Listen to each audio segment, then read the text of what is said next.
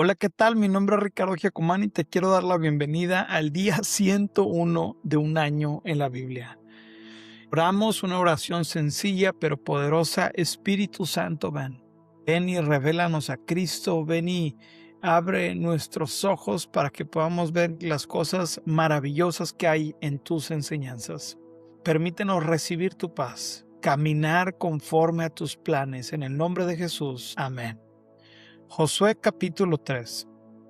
Los israelitas cruzan el Jordán.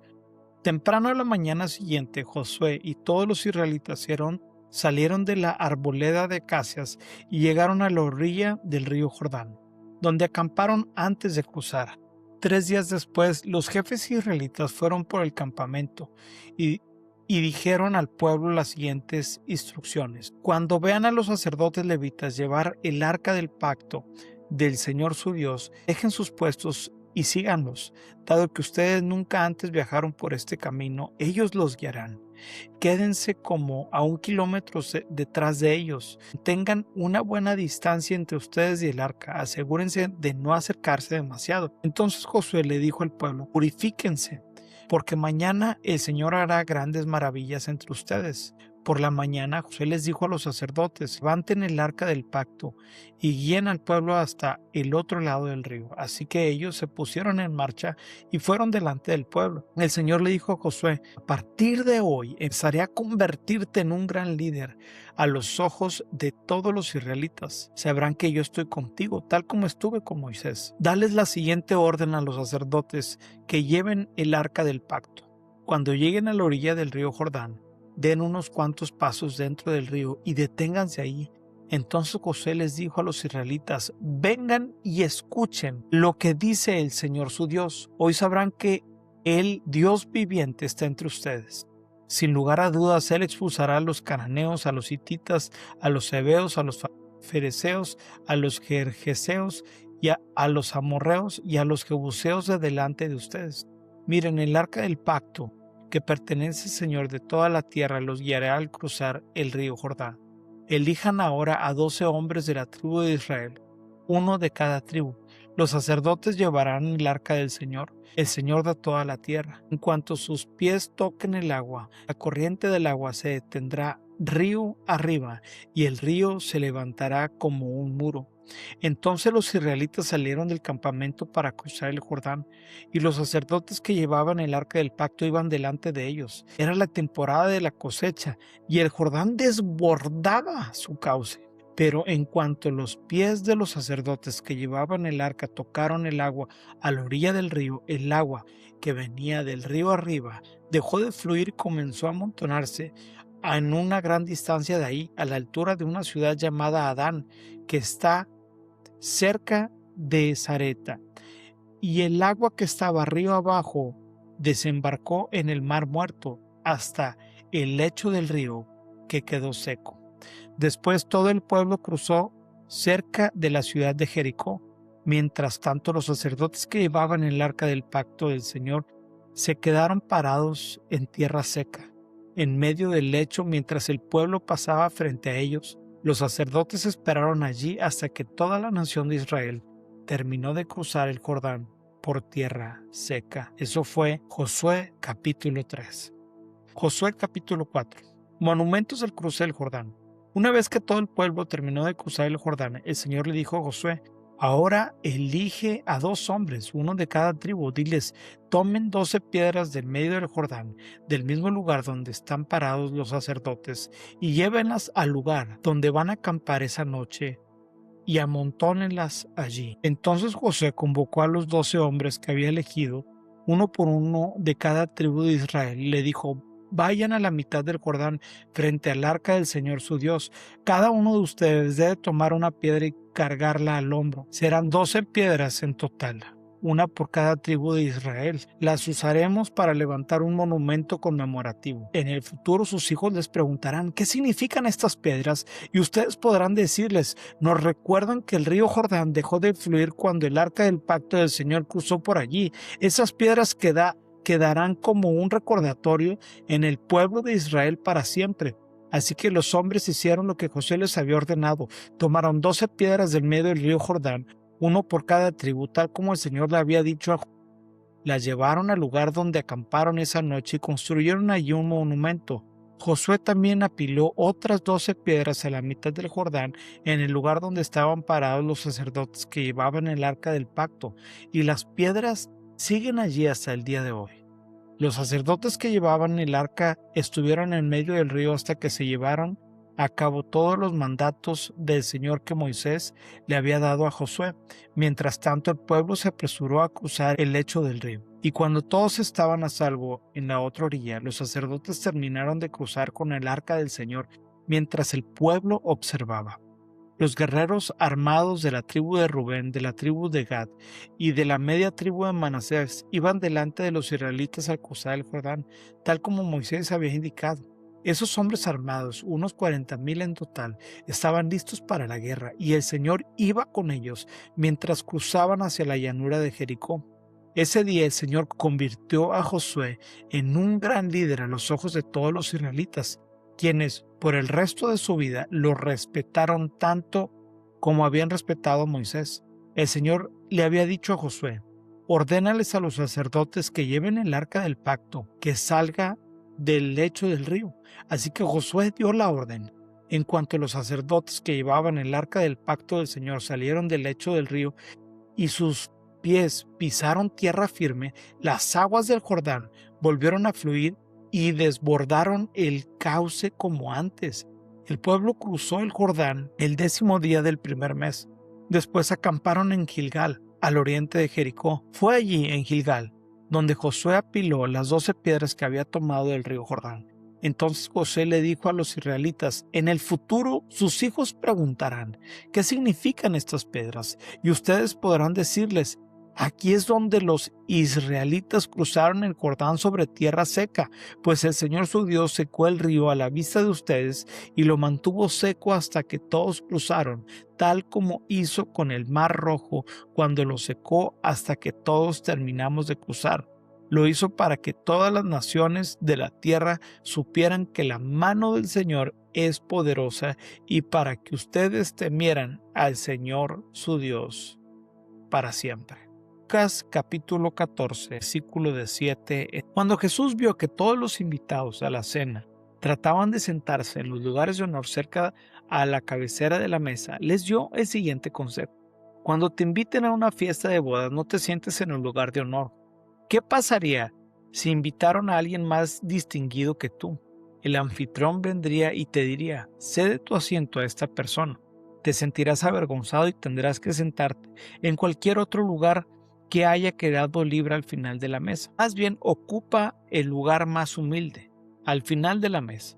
Entonces, cuando el anfitrión te vea, vendrá y te dirá: amigo, tenemos un lugar mejor para ti. Entonces serás honrado delante de todos los demás invitados, pues aquellos que se exaltan a sí mismos serán humillados, y los que se humillan a sí mismos serán exaltados. Luego Jesús se dirigió al anfitrión: cuando obedezcas un almuerzo o des un banquete, le dijo, no invites a tus amigos, hermanos, parientes y vecinos ricos, pues ellos también te invitarán a ti, y esa será tu única recompensa. Al contrario, invita al pobre, al lisiado, al cojo y al ciego. Luego, en la resurrección de los justos, Dios te recompensará por invitar a los que no podían devolverte el favor. Al oír esto, un hombre que estaba sentado a la mesa con Jesús exclamó: ¡qué bendición será participar de un banquete en el reino de Dios! Jesús respondió con la siguiente historia. Un hombre preparó una gran fiesta y envió muchas invitaciones. Cuando el banquete estuvo listo, envió a su sirviente a decirle a los invitados: vengan, el banquete está preparado. Pero todos comenzaron a poner excusas. Uno dijo: acabo de comprar un campo y debo ir a inspeccionar. Por favor, discúlpame. Otro dijo: acabo de comprar 5 yuntas de bueyes y quiero ir a probarlas. Por favor, discúlpame. Otro dijo: acabo de casarme, así que no puedo ir. El sirviente regresó y le informó a su amo lo que le habían dicho. Su amo se puso furioso y le dijo: ve rápido a las calles y callejones de la ciudad e invita a los pobres, a los lisiados, a los ciegos y a los cojos. Después de hacerlo, el sirviente informó: todavía queda lugar para más personas. Entonces su amo dijo: ve por los senderos y detrás de los arbustos, y a cualquiera que veas, insístele que venga para que la casa esté llena, pues ninguno de mis primeros invitados probará ni una migaja de mi banquete. Una gran multitud seguía a Jesús. Él se dio la vuelta y les dijo: si quieres ser mi discípulo, debes aborrecer a los demás, a tu padre y a tu madre, esposa e hijos, hermanos y hermanas, sí, hasta tu propia vida. De lo contrario, no puedes ser mi discípulo. Además, si no cargas tu propia cruz y me sigues, no puedes ser mi discípulo. Sin embargo, no comiences sin calcular el costo, pues ¿quién comenzará a construir un edificio sin primero calcular el costo para ver si hay suficiente dinero para terminarlo? De no ser así, tal vez termines solamente los cimientos antes de quedarte sin dinero, y entonces todos se reirán de ti. Dirán: ahí está el que comenzó un edificio y no pudo terminarlo. ¿O qué rey entraría en guerra con otro rey sin primero sentarse con sus consejeros para evaluar si su ejército de 10,000 puede vencer a los 20,000 soldados que marchan contra él? Y si no puede, enviará una delegación para negociar las condiciones de paz mientras el enemigo todavía está lejos. Así que no puedes convertirte en mi discípulo sin dejar todo lo que posees. La sal es buena para condimentar, pero si pierde su sabor, ¿cómo la haría salada de nuevo? La sal sin sabor no sirve de nada para la tierra ni para el abono, se tira. El que tenga oídos para oír, que escuche y entienda.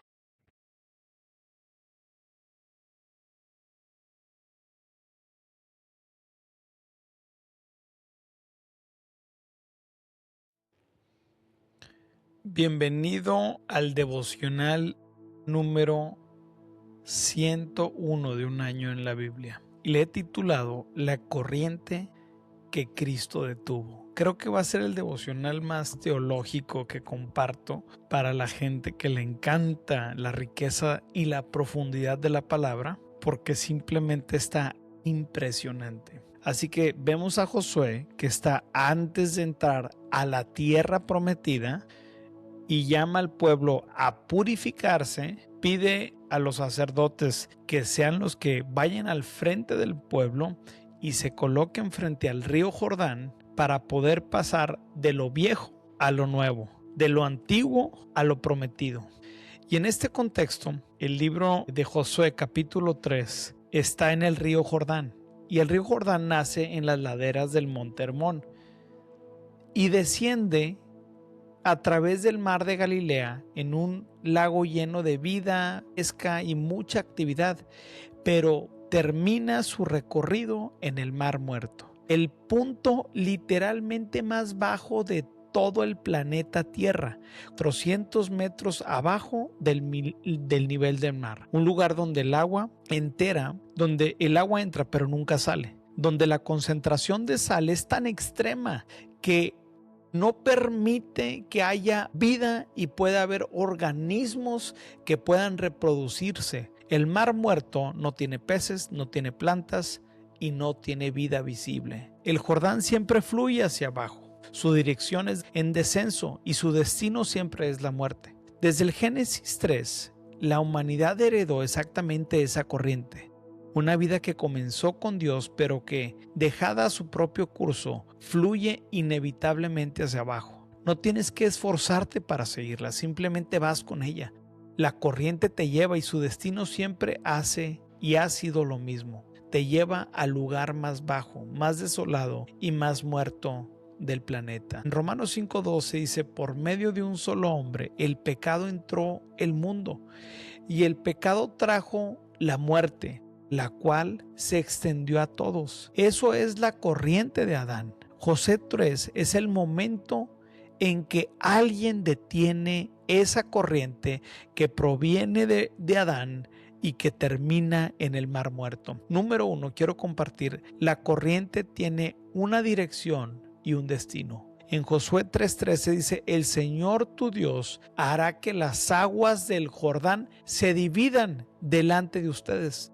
El pueblo de Israel llevaba 40 años en el desierto. Toda una generación que nació, vivió y murió sin ver la tierra prometida. No porque Dios no pudiera llevarlos antes, sino porque la generación anterior eligió seguir la corriente de Adán. El miedo, la incredulidad, la murmuración y la concupiscencia de nuestra propia carne. Esa corriente los llevó exactamente a donde siempre lleva la corriente de Adán, un ciclo sin salida, a una vida que gira pero que no avanza. El problema de la corriente adámica, o sea de Adán, no es que sea violenta, es que es silenciosa.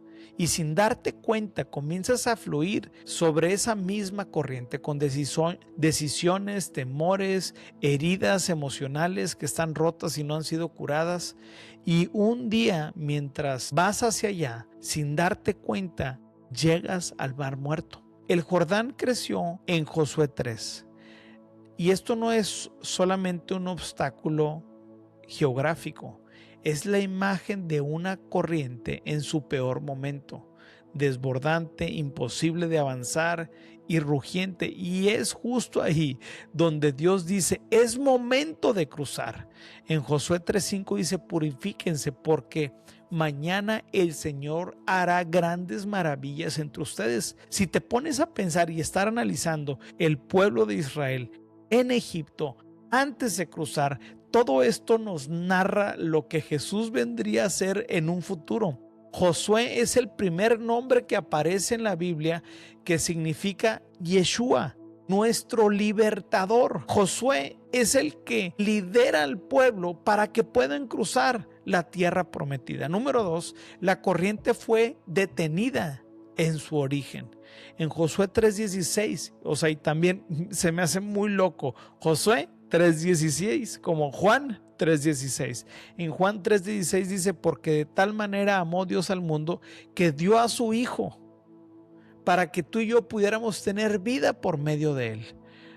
En Josué 3:16, ve lo que dice, el agua que venía de arriba se detuvo y se amontonó a gran distancia en la ciudad de Adán. Este versículo tiene un detalle que cambia todas las cosas. El agua no fue detenida en cualquier punto, fue detenida específicamente en una ciudad que se llamaba Adán, un lugar real con ese nombre y un río que estaba arriba. La corriente fue cortada en el punto que lleva el nombre del hombre que la originó, y el que la detuvo se llama Josué. El nombre es Yeshua, el mismo nombre que siglos después cargaría un carpintero de Nazaret, porque lo que Josué hizo físicamente en el Jordán, Jesús lo haría cosmológicamente en la cruz. Entrar a la corriente de muerte, detenerla desde su origen y abrir un paso seco y glorioso para que ahora todo un pueblo que decida confiar en él pueda cruzar al otro lado sin ser arrastrado hacia el mar muerto. No es casualidad que el bautismo de Jesús haya ocurrido en el mismo lugar en donde Josué siglos atrás había cruzado. Cuando Juan lo sumergió en el Jordán, Jesús estaba entrando simbólicamente a la corriente de Adán, no porque él la necesitara, sino para poder romperla desde adentro.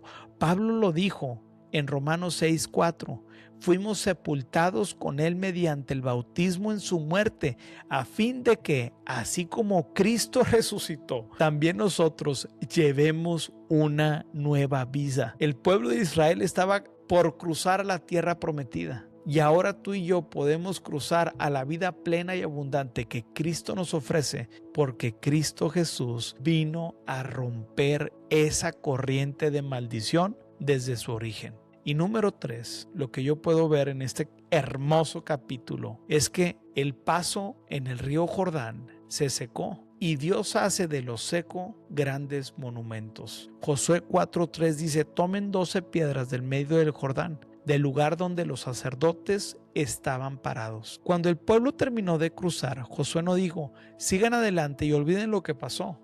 Ordenó volver al lecho, al lugar donde no había agua, donde no podían pasar, y sacar 12 piedras de ahí, piedras del fondo, del lugar donde la muerte fue detenida, y se levantaron como memorial para que las futuras generaciones preguntaran: ¿qué significan estas piedras? Y la respuesta siempre sería la misma: aquí es donde cruzamos, aquí es donde la corriente de Adán fue detenida para que un pueblo pasara y tomara la tierra que Dios tenía para nosotros. Así que lo que Dios saca de la muerte no lo esconde. Tu testimonio, tu vida, de dónde Dios te sacó, son cosas que Dios quiere sacar en tu vida y son tu testimonio para que tú puedas testificar: yo antes era así, pero ahora el Señor me ha transformado. Las áreas de tu vida donde la corriente fue más fuerte, donde el descenso parecía imparable, son exactamente las piedras que Él quiere levantar, no para que podamos sentir vergüenza, sino para que puedas ser un instrumento de Dios. En Josué 4:7 dice: de generación en generación estas piedras serán recordadas. Yo tengo un testimonio. Yo no nací en una plataforma, ni yo tengo una vida en donde me aparté, me alejé y viví para mis propios caminos. Pero el Señor, en su gran misericordia, me tomó cuando mi vida ya estaba en el mar muerto. Estaba completamente perdido, y fue ahí donde el Señor me tomó, me limpió, me lavó y me llevó a tierra firme. Así que yo quiero orar contigo, porque el día de hoy podemos reconocer que pueden haber corrientes en nuestra vida que lleven el nombre de Adán, patrones que heredamos, miedos que nos mueven o nos paralizan, hábitos que me llevan hacia abajo. Pero el día de hoy sabemos que esa corriente ha sido parada. Y ahora Cristo Jesús nos ha dado una tierra firme para poder avanzar. Señor, el día de hoy te damos gracias por la riqueza de tu palabra. Y aunque tal vez no expliqué de la mejor manera toda la riqueza que hay dentro de este capítulo, el día de hoy sabemos que tú has muerto y resucitado por cada uno de nosotros, erradicando de raíz el poder de la muerte, el pecado y de Satanás que tenía sobre nosotros. Anulaste todos los cargos que habían en nuestra contra y nos has dado libertad. El día de hoy recibimos ese perdón y pasamos a tierra firme, porque sabemos que el sacrificio de Cristo fue completo en la cruz del Calvario. En el nombre de Jesús, amén. Si este devocional esté bendiciendo tu vida, yo te quiero pedir que lo puedas compartir y puedas difundir lo que Dios está haciendo en tu vida. Recuerda, eres un testimonio de Dios. Dios te bendiga.